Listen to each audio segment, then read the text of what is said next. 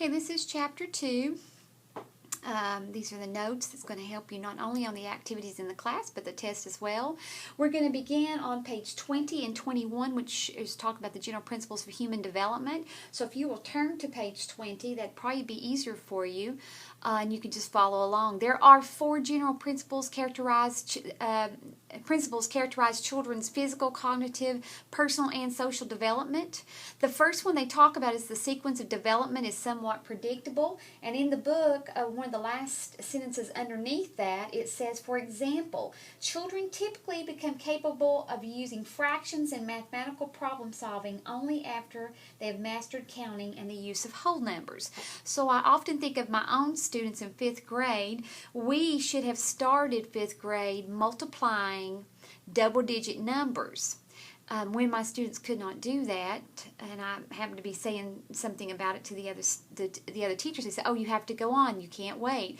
All right, if you do not know what 3 times 5 is, how are you going to know what 33 times 55 is then? There is no going on. So as a teacher, and you start developing your lessons, you need to be thinking 75 to 80% of the population are sequential learners. That means they learn in sequence, in a sequence of events. One step leads to the second step leads to the third step, and there's no point in jumping to the 5th step if I can't do 3 and 4 as a student. And as a teacher, they will not get it, I can tell you. All right, the second one says children develop at different rates. About middle ways through that section in the book, there's a line that says, as teachers, we should never jump to conclusions about what individual students can and cannot do based on age alone. And when you watch this attached video that I have here, I think you're going to see some students are going to come more developed and some are going to come less developed. A lot of it is going to be based on their experience and what they've been exposed to. So you're going to have to keep that in mind. Just because you walk into a 5th grade classroom doesn't mean they're all on a 5th grade level. I know that's one of the things from the No Child Left Behind in the year 2014. Everybody's supposed to be equal, which means if you walk into a third grade classroom, everybody in there's working on 3rd grade. How can that happen? We all have different exposures to different experiences, which increase or decrease our learning capability experience. What we're bringing into the table when we come to your classroom. The third one talks about development is often marked by periods of relatively rapid growth, which refer to as spurts, between periods of slower growth, which are those plateaus. If you look on the right underneath that bulleted area, it says, for example, toddlers may speak with a limited vocabulary in one-word sentences for several months, yet sometime around the 2nd birthday, their vocabulary expands rapidly and their sentences become longer and longer within just a few weeks. And then right underneath that, it says many young adolescents undergo an adolescent growth spurt, shooting up several inches within a year or so. So if we're talking about the language, one concern I have is the sign language that we've been teaching our children. It began to be a fad a few years ago, and some of the psychologists thought that children were acting out because of their frustration of not being able to communicate. But I also, by that same token, I don't have a problem with the sign language, but with that same token, I'm seeing more and more of a vocabulary base from little children because they're depending on that, on the signing. So if you're going to do sign language, I feel strongly you should be introducing the words and encouraging your child to be using the word along with the sign language if you like the sign language, but they should be speaking those vocabulary words. Also, as far as the adolescent growth spurt, if we're just talking about a physical growth, we know we've all been through that. I can remember when Daniel was about 14 years old.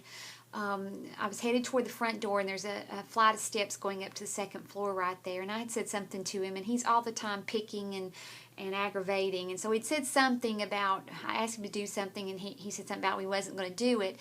And I turned around to clean his plow, as the old saying goes, and instead of looking eyeball to eyeball, all of a sudden it's just like overnight I was having to look up at him. He was 2 or 3 inches taller than I was. So I climbed up on the bottom of the steps so I could get really close to being eye to eye with him, and boy, I was letting him have it. And he said, "Mom, relax, I was just kidding, I was just kidding." But I can remember that so strongly at age 14. That is that growth. Now, we're going to talk more about the self-perception and how when that growth happens, it seems more so in girls, get a little bit more klutzy, clumsy, whatever. But that is one of the principles that characterizes children's being. The fourth and final one says heredity and environment interact in their effects on development. And if you look in the book, about 2 or 3 lines down, it says, for example, soon after birth, children begin to show genetic inclinations or temperaments that predispose them to respond to physical and social events in certain ways, perhaps to be calm or irritable, outgoing or shy, cheerful or fearful.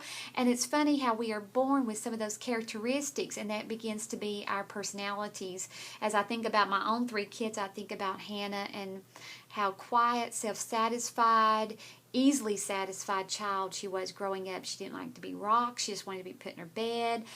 We called her Hannah Van Winkle because she slept so much even. Just a good little sleeper. Just would have been a perfect only child. It just didn't happen that way.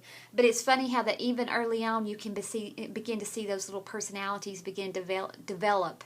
And you'll see a lot of the signs that they will be as they continue to grow. Over on page 21, one of the last few sentences there says, children can choose their environment to some extent.